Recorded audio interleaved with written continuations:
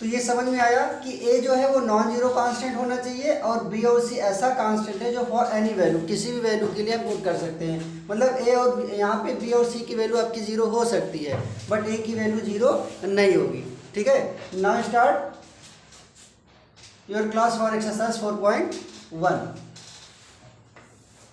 Question number 1 is check whether the following are quadratic equations. यहाँ पे जितने भी इक्वेशंस गिवन हैं ये चेक करना है कि यह क्वाड्रेटिक हैं या नहीं।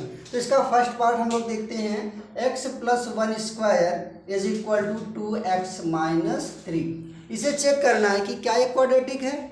ठीक है, तो क्या चेक करोगे, ये क्या लिखा हुआ है x + 1² मीन्स a + b² का फॉर्मूला अप्लाई करोगे, ये हो गया x² + 1² + 2 × x × 1, यही तो राइट करते हो। a + b² का फॉर्मूला क्या होता है, a² + b² + 2ab = 2x - 6। अब ये हो गया आपका x² + 1 रहेगा और ये +2x रहेगा, इसको ट्रांसपोज कर लो तो -2x + 6 = 0। 2x से 2x कैंसिल हो जाएगा, ये हो गया x² 6 + 1 7 = 0। तो एक ऐसा इक्वेशन आ रहा है आपका, ये क्वाड्रेटिक आ रहा है कि नहीं आ रहा है, ये क्वाड्रेटिक है। ये क्वाड्रेटिक इसलिए है क्योंकि यहाँ पे जो वेरिएबल आपका x है इसकी मैक्सिमम पावर कितनी आ रही है, 2 आ रही है, इसलिए क्या है क्वाड्रेटिक इक्वेशन है। इतनी बात समझ में आई। चलो किसी और को चेक कर लेते हैं, पार्ट थर्ड को देख लेते हैं। यहाँ पे लिखा हुआ है x - 2 x + 1 = x - 1 and x + 3। यहाँ पे ये चेक करना है कि क्या ये क्वाड्रेटिक है। तो क्या करेंगे, यहाँ पे देखो, इसको पहले सॉल्व कर लो। तो x का x में मल्टीप्लाई करोगे x² हो गया, x का 1 में करोगे x हो गया, फिर -2 का x में करोगे -2x हो गया और -2 का 1 में करोगे -2 हो गया।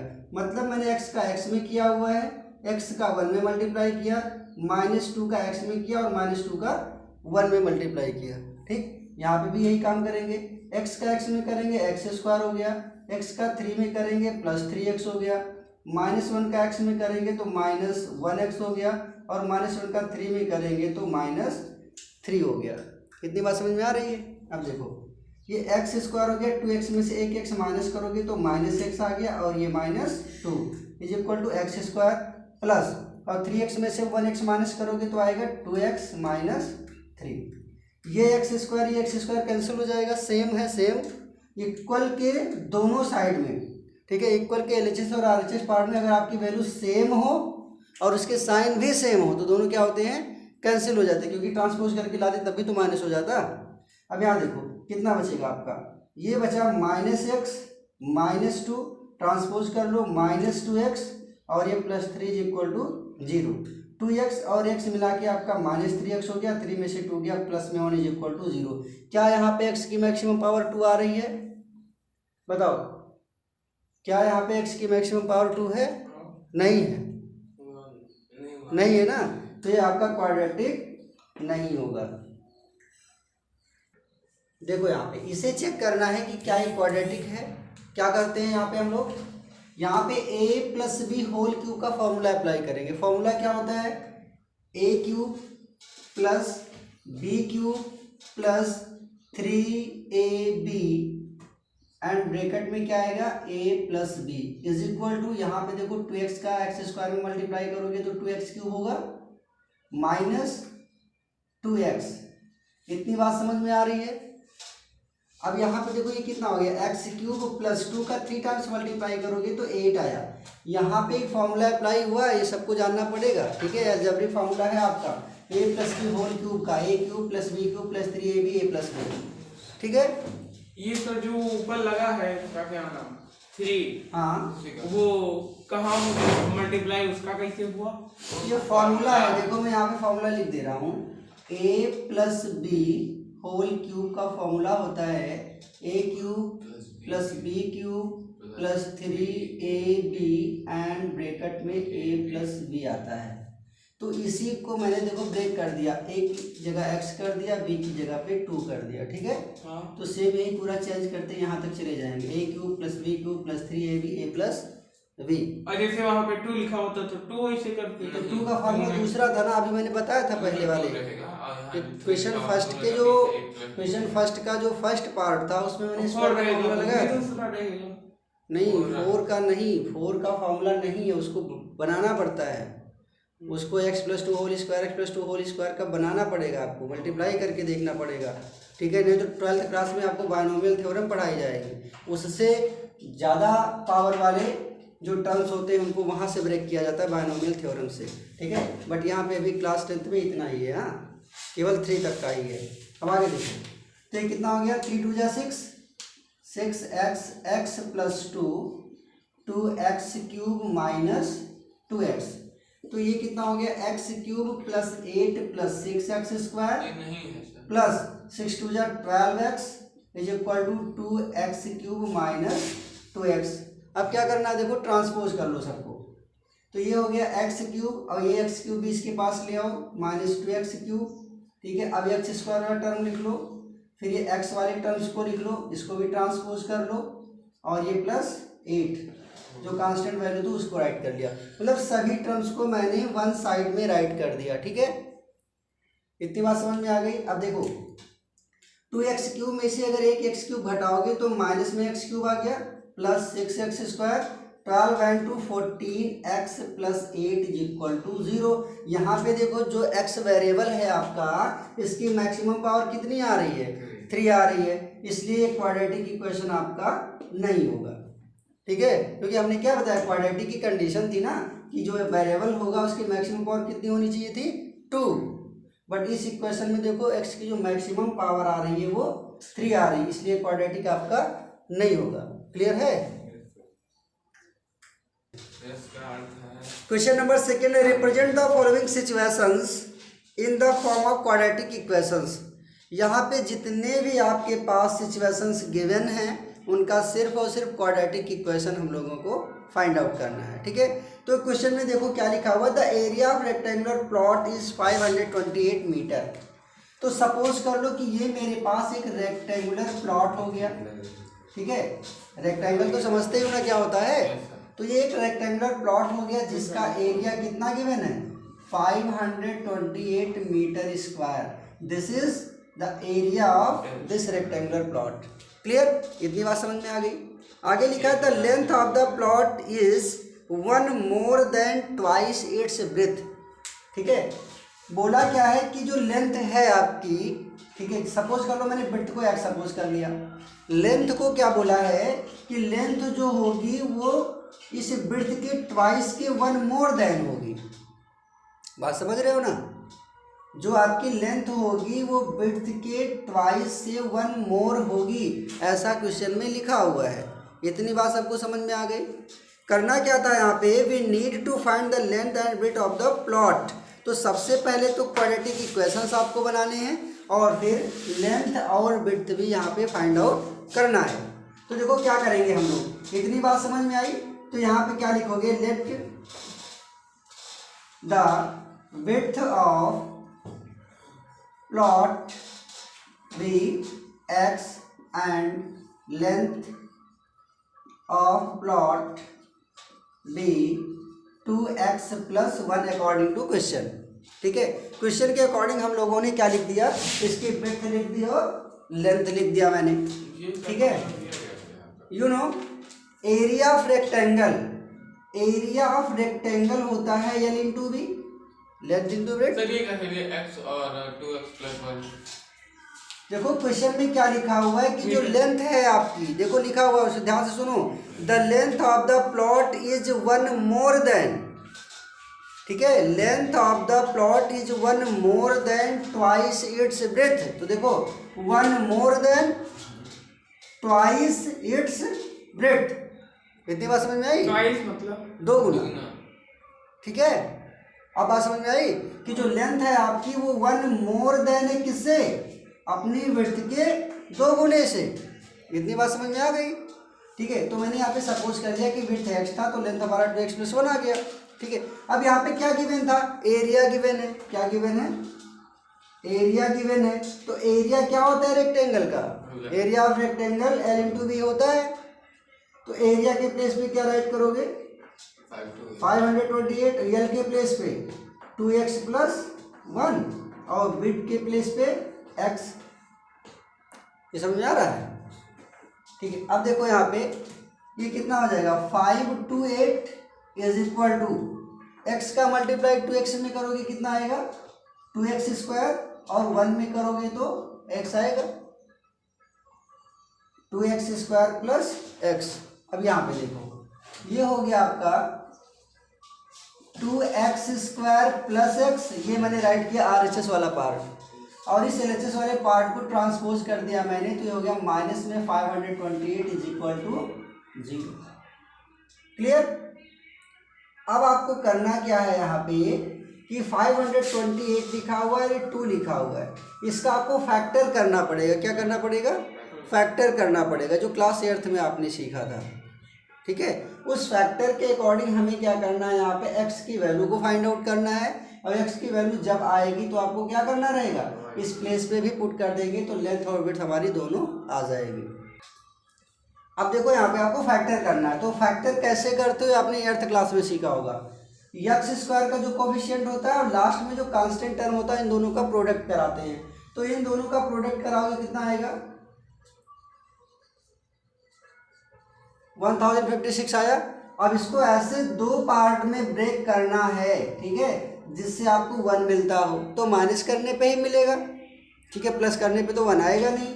कितनी बात क्लियर हो रही है? तो 1056 का अगर आप फैक्टर करोगे, ठीक है, तो वहाँ पे क्या मिलेगा आपको, 32 इंटू 33 मिलेगा, ठीक है, क्योंकि इन दोनों का भी प्रोडक्ट कराओगे तो 1056 ही आएगा।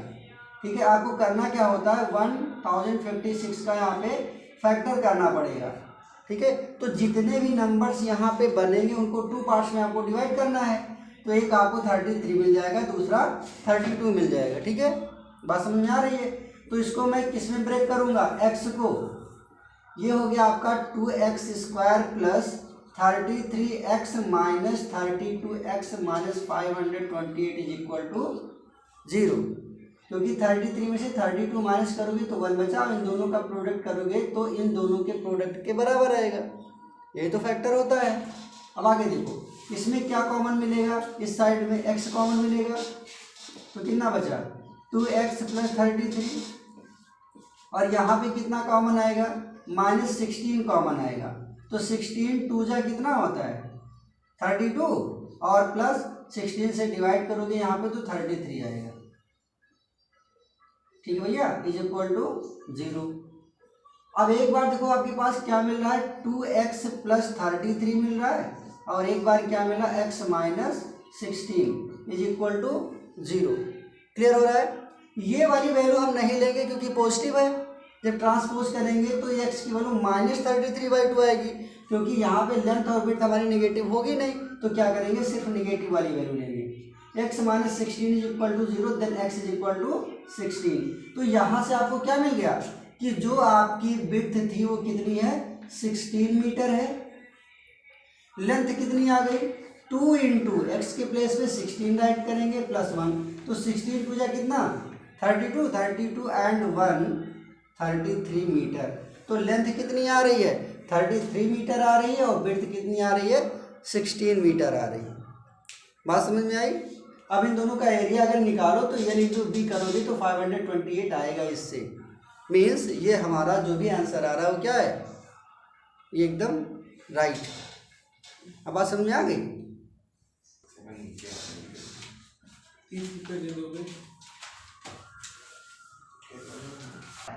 अगला क्वेश्चन देखो, the product of 2 consecutive positive integers is 306, we need to find the integers. Listen, the product of 2 consecutive positive integers. तो देखो यहाँ पे फर्स्टली हम लोग किसकी बात करेंगे, ये जो consecutive पॉजिटिव इंटीजर्स होते हैं एक्चुअली ये क्या होते हैं। ठीक है, जैसे सपोज कर लो आपको ये पता है कि कोई भी काउंटिंग करते हो तो 1 लिखते हो, 2 लिखते हो, 3 लिखते हो, ऐसे ही तो पढ़ते हो। ठीक है, तो ये आपके कॉन्सेक्यूटिव नंबर्स होते हैं। कॉन्सेक्यूटिव का मतलब हिंदी में होता है लगातार संख्याएं। ठीक है, एक के बाद एक लगातार संख्याओं को हम क्या कहते हैं, कॉन्सेक्यूटिव इंटीजर्स कहते हैं, यहाँ पे कॉन्सेक्यूटिव नंबर्स कहते हैं यहाँ पे। बट यहाँ पे क्या बोला है कि product of two consecutive positive integer, सिर्फ टू पॉजिटिव कॉन्सेक्यूटिव इंटीजर्स का जो प्रोडक्ट आएगा वो कितना है 306 है। तो दोनों नंबर्स को आपको सपोज करना पड़ेगा, ठीक है। लिखेंगे let two consecutive positive integer we x and x plus 1, ठीक है। जैसे आप काउंट करते हो क्या, 1 के बाद 2, 2 के बाद 3 आता है कॉन्सेक्यूटिव इंटीजर्स में, ठीक है। बट यहाँ पे अननोन वैल्यू है तो क्या सपोज करेंगे x, x plus 1, x plus 2, x plus 3, इस टाइप से सपोज करेंगे अगर आपके कॉन्सेक्यूटिव नंबर्स की बात कर रहा है तो। अगर इवन बोलता या ऑड बोलता तो क्या करते, इसके इवन और ऑड प्लेसेस को लेते, जैसे x हो गया, x प्लस 1 हो गया, फिर क्या आता, x प्लस 2 आता।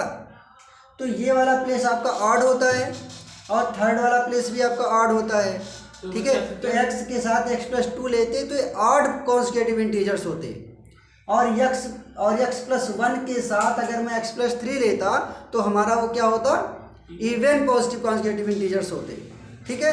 तो यहाँ पे कॉन्सेक्यूटिव की बात किया था तो हमने x और x प्लस 1 सपोज कर लिया अकॉर्डिंग टू क्वेश्चन। देखो क्वेश्चन भी क्या बोल रहा है कि दोनों का प्रोडक्ट कितना होना चाहिए, 306 होना चाहिए। x into x plus 1 is equal to कितना है, 360 according to your question. Question में लिखा है कि दोनों कॉन्सेक्यूटिव पॉजिटिव इंटीजर्स का जो प्रोडक्ट आएगा वो किसके इक्वल है, 306 के। सॉल्व कर लो इसे, ये हो गया एक्स स्क्वायर प्लस एक्स, ठीक है। इसको ट्रांसपोज कर लो, -306 is equal to 0। This is your quadratic equation, ठीक है। ये आपका द्विघात समीकरण बन गया, क्वाड्रेटिक इक्वेशन बन गया। अब क्या करना है, 360 का ऐसा फैक्टर करो कि 1 आ जाए। क्या करोगे बताओ। तो यहाँ पे देखो क्या किया गया है कि 306 का पहले फैक्टर कर लो। तो 306 के फैक्टर में आपको कितने, देखो यहाँ पे नंबर्स मिल रहे हैं, 3 मिल रहे हैं, 2 मिल रहे हैं, 3 मिल रहे हैं, 17 मिल रहे हैं, ये सब प्राइम फैक्टर हैं। तो 3 2 जा 6, 3 जा 18, और 18 में से अगर 17 माइनस करूंगा तो मुझे 1 मिल जाएगा। इतनी बात समझ में करेंगे सर, क्योंकि हमको x चाहिए ना। हाँ। x का जो कोफिशिएंट है वो 1 ही तो है। हाँ। तो यहाँ पे दो तरीके होते हैं, या तो ऐड करो या तो सब्ट्रैक्ट करो। तो ऐड करने पे तो कभी नहीं आएगा, वैल्यू बढ़ेगी ना। जब तक सब्ट्रैक्ट नहीं करोगे तब तक वैल्यू कम नहीं होगी। तो क्या करेंगे यहाँ पे, क्या राइट करेंगे, देखो एक्स स्क्वायर तो ऐसे निकाल के पहले ये नीचे वाला छोड़ के उसके ऊपर वाला जितना रहेगा उतना दो पार्ट में ब्रेक करना होता है। जैसे इतने नंबर से हमको केवल 2 पार्ट ऐसा बनाना है जिससे आपका जो कोफिशिएंट एक्स का है वो आना चाहिए, बट उन दोनों का प्रोडक्ट जो है वो 306 के इक्वल आना चाहिए, ये कंडीशन होती है। तो 18x माइनस कितना करेंगे, 17x minus 306 is equal to कितना हो गया, ये 0 हो गया। अब देखो यहाँ पे x कॉमन करोगे तो x प्लस 18 हो गया, और यहाँ पे -17 कॉमन करोगे तो x प्लस, देखो माइनस कॉमन करने पे ये साइन आपकी चेंज हो जाएगी, और 17 से जब इसमें डिवाइड करोगे तो 18 आएगा, ठीक है। अब देखो जरा ध्यान से, x प्लस 18 यहाँ पे भी, x प्लस 18 यहाँ पे भी, ये भी कॉमन हो गया, बचा क्या, x minus 17 is equal to 0। Positive वाली वैल्यू लेना नहीं, क्योंकि पॉजिटिव क्या वैल्यू देगा, ये आपको निगेटिव वैल्यू देगा ना। x प्लस 18 x की वैल्यू को -18 में देगा, तो हम यहाँ पे निगेटिव वाली वैल्यू लेंगे, x minus 17 is equal to 0, then x is equal to 17। तो यहाँ पे x की वैल्यू 17 मिल गई। तो यहाँ पे देखो कितने हमने पॉजिटिव इंटीजर सपोज किए थे, 2। एक क्या था आपका x, तो इस x की वैल्यू कितनी आ गई, 17। तो इसकी वैल्यू कितनी हो जाएगी, x की वैल्यू 17 प्लस 1 18, ठीक है।